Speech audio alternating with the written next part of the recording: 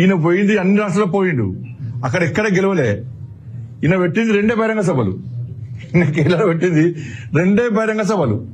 ఈ 2 బహిరంగ సభతో గెలిచిందారు కేరళలో. స్టార్ క్యాంపెయినర్ గా రేవంత్ రెడ్డి కాబట్టి గెలిచిందని చెప్పి టీవీలు ఇస్తున్నారు, బ్రేకింగ్ ఇస్తున్నారు టీవీలలో. ఇవన్న స్టార్ క్యాంపెయినర్ లిస్ట్ నాకు అన్నది, ఇలా పేరు చదువుతా. ఈయన పేరు 9వ పేరు, ఈయన పేరు రేవంత్ రెడ్డి పేరు 9వ పేరు. అంటే రాహుల్ గాంధీ పంపుతుందనే అందరూ అనుకుంటారు, రాహుల్ గాంధీ పంపుతుందనే. రాహుల్ గాంధీతో ఏం కాలే అన్నట్టుగా, సోనియా గాంధీతో ఏం కాలే, ప్రియాంక గాంధీతో ఏం కాలే, మల్లికార్జున ఖర్గే 0, కేసీ వేణుగోపాల్ 0. ఈ పైన ఉన్న 9 మంది స్టార్ క్యాంపెయినర్లు మల్లికార్జున ఖర్గే, సోనియా గాంధీ, రాహుల్ గాంధీ, ఏకే ఆంటోనీ, కేసీ వేణుగోపాల్, ప్రియాంక గాంధీ, దీపాదాస్ మున్షి, సిద్దరామయ్య, తర్వాత రేవంత్ రెడ్డి. అంటే పైన 9 మంది వేస్ట్ చేయాలి. ఇక వేస్ట్ వాళ్ళకి ఎవరితో ఏం కాలే. ఒక రేవంత్ రెడ్డి 2 బహిరంగ సభలు పెట్టిండు, కథమాట గెలిచింది. అడిగా గేమ్ చేంజర్ అడిగా. మరి నీ గేమ్ బయట రాష్ట్రం ఎందుకు పనిచేయలేని అంటున్నాను. ఒక్క రాష్ట్రానికి పోయి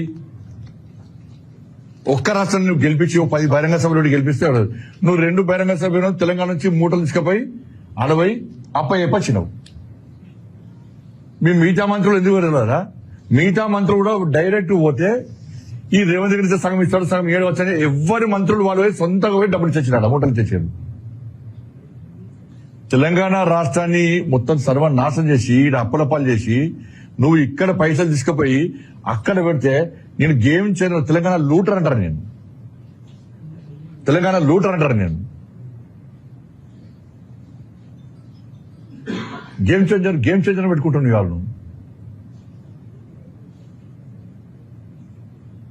ఇవాళ కాంగ్రెస్ పార్టీ ఈ దేశంలో ఎక్కడ లేకుండా భూస్థాపితమవుతుంది. ఇవాళ దేశంలో బెంగాల్లో విజయం సాధించి ఒక చారిత్రాత్మక విజయం అయితే ఇలా మీకు అసలు విషయం చెప్తున్నా. ఇప్పటివరకు రాహుల్ గాంధీ నేతృత్వంలో కాంగ్రెస్ పార్టీ 99 ఎన్నికలు ఓడిపోయింది. ఇంకొక ఎన్నికలు ఓడితే సంచరి. దేశంలో మీరు లెక్క చేయండి, అలా 90 ఇప్పటి కోసం లెక్క చేస్తాం మేము. దేశంలో రాహుల్ గాంధీ నేతృత్వంలో కాంగ్రెస్ పార్టీ 99 ఎన్నికల్లో ఓడిపోయింది. ఇంకొక ఎన్నికలు ఓడిపోతే 100 ఎన్నికలు రాహుల్ గాంధీ నేతృత్వంలో కాంగ్రెస్ పార్టీ ఓడిపోయినట్టు. అవి చిన్న ఎలక్షన్ల, పెద్ద ఎలక్షన్ల 99 ఎన్నికలు ఓడిపోయింది. కానీ కాంగ్రెస్ పార్టీని దేశంలో ప్రజలు గుర్తిస్తలేరు. కాబట్టి రేవంత్ రెడ్డి గారు ఏదో అక్కడ ఒక్కదాన్ని గెలిచినట్టు ఆయన ఖాతాలో వేసుకునే ప్రయత్నం చేస్తున్నాడు. గెలవ ఒక్కరు గెలిస్తే ఆయన ప్రియాంక గాంధీతో ఏం కాలే, మల్లికార్జున ఖర్గే 0, కేసీ వేణుగోపాల్ 0.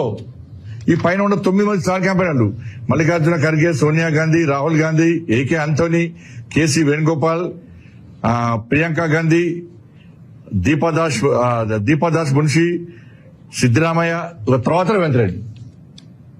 అంటే పైన 9 మంది వేస్ట్ చేయాలి. ఇక వేస్ట్ వాళ్ళకి ఎవరితో ఏం కాలే. ఒక రేవంత్ రెడ్డి 2 బహిరంగ సభలు పెట్టిండు, కథమాట గెలిచింది. అడిగా గేమ్ చేంజర్ అడిగా. మరి నీ గేమ్ బయట రాష్ట్రం ఎందుకు పనిచేయలేని అంటున్నాను. ఒక్క రాష్ట్రానికి పోయి ఒక్క రాష్ట్రాన్ని నువ్వు గెలిపించి 10 బహిరంగ సభలు గెలిపిస్తే నువ్వు 2 బహిరంగ సభలు తెలంగాణ నుంచి మూటలు తీసుకుపోయి అడవై అప్పచ్చినావు. మీ మిగతా మంత్రులు ఎందుకు వెళ్ళారా? మిగతా మంత్రులు కూడా డైరెక్ట్ పోతే ఈ రేవంత్ రెడ్డి సగం ఇస్తాడు, సగం 7 వచ్చాయి. ఎవరి మంత్రులు వాళ్ళు పోయి సొంతంగా పోయి డబ్బులు తెచ్చినాడు, మూటలు తెచ్చారు. తెలంగాణ రాష్ట్రాన్ని మొత్తం సర్వనాశనం చేసి ఈడ అప్పులపాలు చేసి నువ్వు ఇక్కడ పైసలు తీసుకుపోయి అక్కడ పెడితే నేను గేమ్ చేయను. తెలంగాణ లూటర్ అంటారు, నేను తెలంగాణ లూటర్ అంటారు. నేను గేమ్ చేంజర్ పెట్టుకుంటున్నాను వాళ్ళు. ఇవాళ కాంగ్రెస్ పార్టీ ఈ దేశంలో ఎక్కడ లేకుండా భూస్థాపితమవుతుంది. ఇవాళ దేశంలో బెంగాల్లో విజయం సాధించి ఒక చారిత్రాత్మక విజయం అయితే ఇలా మీకు అసలు విషయం చెప్తున్నా. ఇప్పటివరకు రాహుల్ గాంధీ నేతృత్వంలో కాంగ్రెస్ పార్టీ 99 ఎన్నికలు ఓడిపోయింది. ఇంకొక ఎన్నికలు ఓడితే సంచరి.